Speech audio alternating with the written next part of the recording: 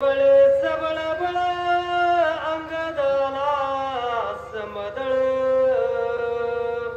वीर पुरुषार्थी परबळ दुर्धर मेळ युद्धाचा प्रभू रामचंद्र भगवान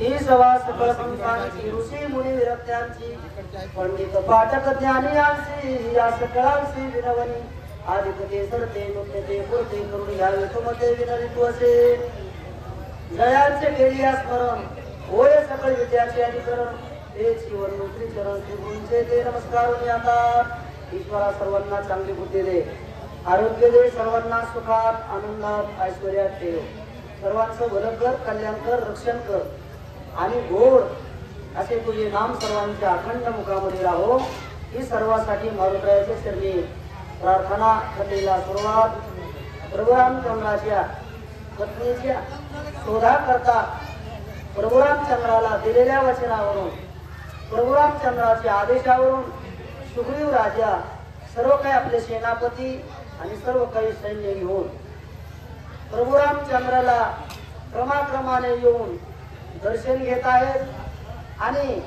वीरांचे नाव वीरांनी आणलेले सैन्य सर्व काही समाचार सांगत आहेत. प्रभू रामचंद्राच्या कार्याचा योग आपल्या जीवनामध्ये आलेला आहे. राम कार्याला सहकार्य करण्याचा योग आपल्या जीवनामध्ये आलेला आहे. तुझे कारणी देह माझा पडावा असं महाराज म्हणतात. तसा योग वानरांच्या जीवनामध्ये आलेला होता. खऱ्या अर्थाने आम्ही भाग्यशाली आहोत.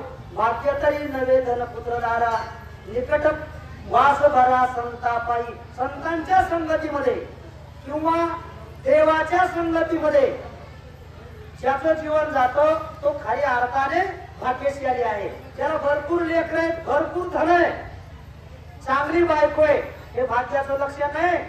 याच्यामुळे अनेक नरकाला गेले, मोठे मोठे धनवान योगी झालेले, गोपीचंदासारखे बायका पोराला धनाला सगळ्याला सोडून बैरागी झालेले, नाथपंथीयांचे शिष्य बनलेले. सुख जर या प्रपंचामध्ये असतं तर प्रपंचाचा त्याग या मोठमोठ्या लोकांनी केला नसता. ठाऊकची आहे संसार दुःखाचा, म्हणून या संसाराचा त्याग केला संतांच्या संगतीमध्ये आणि देवाच्या संगतीमध्ये. या सर्व वानर सेनेचा योग आलेला आहे. स्वतःला धन्यता देऊन आलेला आहे. धन्य मी मानीन आपुले संचित राहिली शेतीत तुझे नामी. भगवंताच्या नामावर प्रेम राहणं म्हणजे आपलं संचित धन्य आहे. आपण भाग्यवान आहोत. हे वानरांचं भाग्य होतं. सर्व वाजत गाजत नाचत गाऊ नाचत जाऊ त्याच्या गावा खेळया सुख देई रवी सावारे. हे खरं भाग्य आहे. म्हणून नाचत वाजत गाजत आनंद उत्सव साजरा करीत करीत सर्व काही 10,000 सेनापती होते सुग्रीवराजाचे. आणि प्रत्येकाचं सैन्य कुणाचं लाख, कुणाचं कोटी, कुणाचं 10,000, कुणाचं पद्म 18 पद्म वानर करून मिळवणी करते मुकार. 72 कोटी रीस म्हणजे जामवंताचं सैन्य 72 कोटी गुणगुण गुणगुण गुणगुण करीत होते. का पुढे श्रीराम जय राम जय जय राम मालक म्हणत होता आणि त्याच्या भाषेमध्ये रानटी जनावर गुणगुण गुणगुण गुण करीत होते. आता सुद्धा अस्वल गुणगुण करते म्हणजे राम राम म्हणते. आपल्याला वाटतं गुणगुण करते काय की, पण ते राम राम म्हणते. का धडा संतानं दिलेला आहे आणि तो दिलेला धडा विसरत नाही. संतानं दिलेला आणि प्रपंचिकानं धडा किती बी द्यावल्या देण्यात राहत नाही आणि तो धडा काय कधी सुटत नाही. आणि राम नावाकडे तो काय धडा येऊ देत नाही. पण हे धडा होता राम नामाचा आणि महान साधून मोठ्या मार्गानं दिलेला होता. वाजत गाजत सगळे काही आलेले आपलं स्वामी आणलेले. रामाला सगळं पाहून आनंद झालाय. मला सुग्रीवाची इच्छा होती पण सुग्रीवाला सर्व काही सैन्य घेऊन वाजत गाजत मोठ्या थाटामाटात आलेला. रामाला आनंद झाला. असं बोलावा असं वागावा जेणेकरून देवाला आनंद व्हावा. काय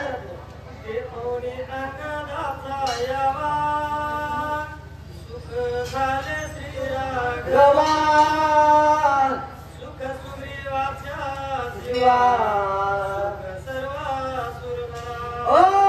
सगळ्याला सुख होईल अशा प्रकारचं कर्तृत्व ज्याचं आहे त्याची कीर्ती जगतामध्ये फैलावत असते. कुणाची नाही. स्वतःला मोठेपणा घेणारे, स्वतःचा बडेजावपणा करणारे आणि मलाच पाहून फुलं वाह म्हणणारे यांचं नाव बायका पोरं सुद्धा घेत नाही. किती कमवून दिलं तरी बायका पोरं सांभाळत नाही त्यांना. पण देवासाठी आणि जगासाठी जे करतात त्यांचीच कीर्ती जगतामध्ये फैलावते, जगाच्या तोंडामध्ये त्यांचं नाव सतत राहतं. मग याचा हा अंगदाचा यावा पराक्रम देवाला सहकार्य करण्यासाठी मनात असलेला उत्सव सर्व सैन्यासह जमून आलेला थाटामाटा रथावर स्वार होऊन हे जे उल्हास बघून रामाला आनंद झाला, चुलत्याला आनंद झाला. कारण माझ्या वंशामध्ये माझ्या भावाच्या पोटी माझ्या मनासारखा वागणारा, देवाला सहकार्य करणारा आणि देवदेव करणारा, स्वार्थ मागे ठेवून दुसऱ्याचं हित पाहणारा पुतण्या माझ्या कर्मामध्ये आलेला आहे. त्याचा बाप माझ्यामुळे मेला, पण माझा पुतण्या ते बापाचं दुःख विसरून मला चुलत्याला सहकार्य, देवाला सहकार्य करीत सर्व काही सैन्य, सर्व काही आपला थाटमाट, सर्व गोष्टी त्यागून या ठिकाणी आलेला आहे. म्हणून चुलत्यालाही आनंद झाला, देवालाही आनंद झाला, सगळ्यालाच आनंद झाला. सगळ्याला आनंदाचा होतो आणि त्याचाच आनंद देवाला होतो. जो आवडे सर्वाला तोची आवडे देवाला, जो न आवडे सर्वाला आणि तो न आवडे देवाला. जो सगळ्याला आवडतो तो देवाला आवडतो. देवाला आनंद झाला, सगळ्याला काय आनंद होणार नाही, सगळ्यालाच आनंद झाला. काय अंगदे सोडोनिया रथा श्रीरामचरणी ठेवी माता श्री गुणात हिवलास आपला किती जरी थाटमाट असला तरी देवामुळे, गरिबी सुद्धा देवामुळे आणि श्रीमंती सुद्धा देवामुळे, मान सुद्धा देवामुळे आणि अपमान सुद्धा देवामुळे. का जैसे ज्याचे कर्म तैसे फळ देतो रे ईश्वर, देह करी जे जे काही आत्मा भोगितो नंतर. जैसे ज्याचे कर्म तैसे फळ देतो रे ईश्वर. तुका म्हणे काय देवासी रुसावे, मनासी पुसावे काय केले. लोक देवाला नाव ठेवते, एवढा देव करून सुद्धा घेव आमच्या माग कसा. आणि मनाला विचारा, मनाला माहित नाही असं एकही पाप नाही.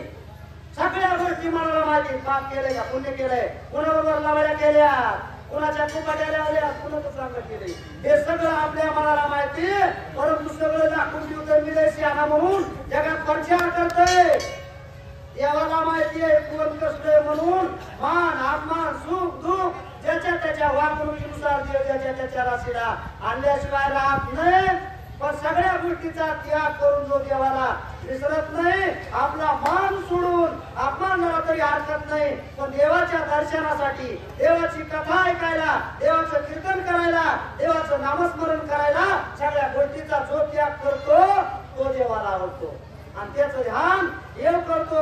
रथावर बसून आलेला थाटामाटात वाजन त्याच्या वाद्याशी गजर सगळं काही कुटी वाजर जय अंगदवीराचा जय जयकार असो असं म्हणून त्याचा आनंद तो साजरा करीत होते. एवढा मान बाजूला सारला.